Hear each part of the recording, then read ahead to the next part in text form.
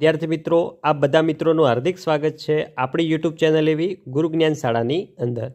વિદ્યાર્થી મિત્રો, આજના વિડીયોની અંદર આજે આપણે ધોરણ 3 વિશે પર્યાવરણ વિષયની અંદર ચેપ્ટર નંબર 13 જે છે આપણી લાગણીઓની ભાગીદારી, એ ચેપ્ટરનું આજે આપણે સ્વઅધ્યયન પોથીનું સંપૂર્ણ સોલ્યુશન આજે આ વિડીયોની અંદર જોવાના છીએ. તો વિડીયોને તમારે છેલ્લે સુધી પૂરેપૂરો સ્કીપ કર્યા વગર જોવાનો છે અને જો તમે ચેનલ ઉપર નવા હોય તો ચેનલને પણ અચૂકથી સબસ્ક્રાઈબ કરી લેવાની છે. જોઈએ પ્રશ્ન નંબર 1, મારા ઘરના સભ્યોની વિશેષતા નીચે મુજબ છે. તમારે તમારા ઘરની વિશેષતા મુજબ અહીંયા રાઇટ કરવાનું છે. રસોઈ કોણ બનાવી શકે? તો દાદી બનાવી શકે, મમ્મી, બહેન, ભાભી અને કાકી. ગુજરાતી કોણ વાંચી શકે? તો ગુજરાતી, આપણે ગુજરાતમાં રહીએ છીએ તો ગુજરાતી તો બધા જ વાંચી શકવાના છે. ભરત ગૂંથણ કોણ કરી શકે? તો દાદી, મમ્મી, બહેન, ભાભી અને કાકી. મહેંદી કોણ મૂકી શકે છે? તો મહેંદી ફક્ત બહેન જ મૂકી શકે છે. સંગીતના સાધનો કોણ વગાડી શકે છે? તો આવશે દાદા, પપ્પા, ભાઈ, બહેન. હિન્દી કોણ બોલી શકે છે? તેમાં શું આવશે? દાદી, પપ્પા, મમ્મી, ભાઈ, બહેન, ભાભી, કાકા અને કાકી. કપડાં કોણ ધોઈ શકે છે? તો આવશે દાદી, મમ્મી, બહેન, ભાભી અને કાકી.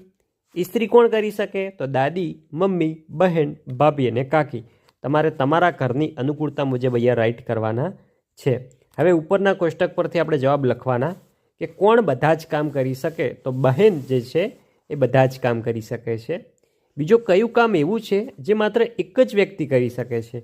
તો મહેંદી મૂકવાનું કામ એવું છે જે માત્ર એક જ વ્યક્તિ કરી શકે છે અને એ કોણ કરે છે? વહાલી બહેન. ત્રીજો છે તમે કયા કયા કામ કરી શકો છો? તો હું ગુજરાતી વાંચી શકું છું, હિન્દી બોલી શકું છું અને કપડાં ધોઈ શકું છું વગેરે જેવા કામ હું કરી શકું છું. આગળ, કોઈ કામ એવું છે જે કોઈ પણ કરી શકતું નથી? ના, એવું કોઈ કામ નથી કે જે કોઈ પણ વ્યક્તિ ના કરી શકતું હોય. હવે છે પાઠ્યપુસ્તકના આધારે આપણે ખરા ખોટા આપવાના છે કે સીમાના ભાઈ આંખે જોઈ શકતા નથી, સાચું. બીજો, સીમાના ભાઈ ચાલવા માટે હાથમાં લાલ લાકડી રાખે છે, ખોટું. ત્રીજો, તેમને પોતાના બધા જ કામ કરવા પસંદ નથી, તો આવશે ખોટું. ચોથો, સીમાના ભાઈ પુસ્તક વાંચીને શીખી શકે છે, ખોટું. પાંચમો, તેઓ વાંચવા માટે ઉપસેલા ટપકાવાળા અક્ષરનું પુસ્તક વાપરે છે, સાચું. છઠ્ઠો, તેઓ લખેલી વિગત વાંચવા આગળીના ટેરવાનો ઉપયોગ કરે છે, સાચું. સાતમો, તેઓ સ્પર્શ દ્વારા વસ્તુને ઓળખીને યાદ રાખે છે, તો આવશે ખોટું.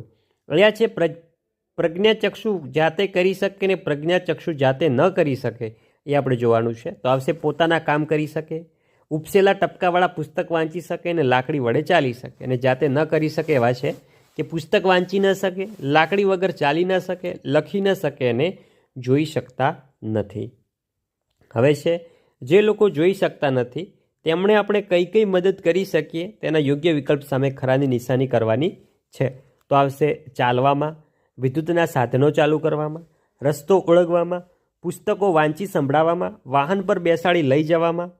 પછી આવશે ગેસ સ્ટવ ચાલુ કરી આપવામાં, બસ કે ટ્રેનની સીટ શોધી આપવામાં અને છે ગરમ વસ્તુઓની સાવધ કરવામાં. આટલા કામ આપણે કરી શકીએ. આગળ છે અહીં આંખે જોઈ ન શકતી, કાને સાંભળી ન શકતી અને બોલી ન શકતી વ્યક્તિઓની વિગતો આપેલી છે. જેને જે વિગત લાગુ પડતી હોય એની સામે ખરાની નિશાની કરી દેવાની છે. જોઈ શકો છો તમને સંપૂર્ણ પ્રશ્નનો જવાબ આપેલો છે, સામે તમને રાઇટ કરીને આપેલા છે.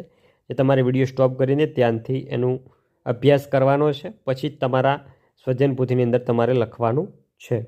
આગળ છે તમારી આંખે પાટો બાંધેલ છે, નીચે પૈકી કઈ કઈ વિગતો તમે ઓળખી શકો છો? પહેલો છે કયું વાસણ પડ્યું છે એનો અવાજ. ત્રીજો, જીરાને સૂંઘીને ઓળખવું. પાંચમો છે વાત ઉપરથી મિત્રોને ઓળખવો.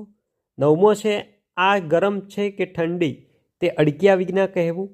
10મો, ટીવી પર કઈ ભાષામાં કાર્યક્રમ ચાલે છે તે કહેવું.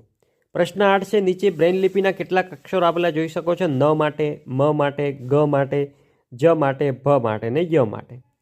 તો એવી રીતે અહીંયા ન ભ છે તો આપણે જે અહીંયા જે ગોળ રાઉન્ડ આપેલા છે એમાં જે ચોકડી કરેલી છે એ ચોકડીની જગ્યાએ તમારે પેન્સિલથી કટ કરી દેવાના છે. તો જોઈ શકો છો નભ છે, જય છે, મગ છે, મન છે, જમ, ભજ, પછી જગ આપેલો છે, જન આપેલો છે અને ગજ આપેલો છે. અને તમને લાસ્ટમાં પ્રશ્ન નંબર 9 જે આપેલો છે એ તમારે તમારા ક્લાસરૂમની અંદર આ પ્રવૃત્તિ કરી દેવાની છે. તો વિદ્યાર્થી મિત્રો, આ હતું આપણું ધોરણ 3 વિશે પર્યાવરણ વિષયનું સ્વઅધ્યયન પોથીનું સંપૂર્ણ સોલ્યુશન. વિદ્યાર્થી મિત્રો, વિડીયો તમને સારો લાગ્યો હોય, તમારા માટે ઉપયોગી રહ્યો હોય તો વિડીયોને અચૂકથી લાઇક કરીને જજો અને ચેનલ ઉપર નવા હોય તો ચેનલને પણ સબસ્ક્રાઈબ કરીને જજો. મળીશું આવનાર વિડીયો સાથે. ત્યાં સુધી આવજો. જય હિન્દ, જય ભારત.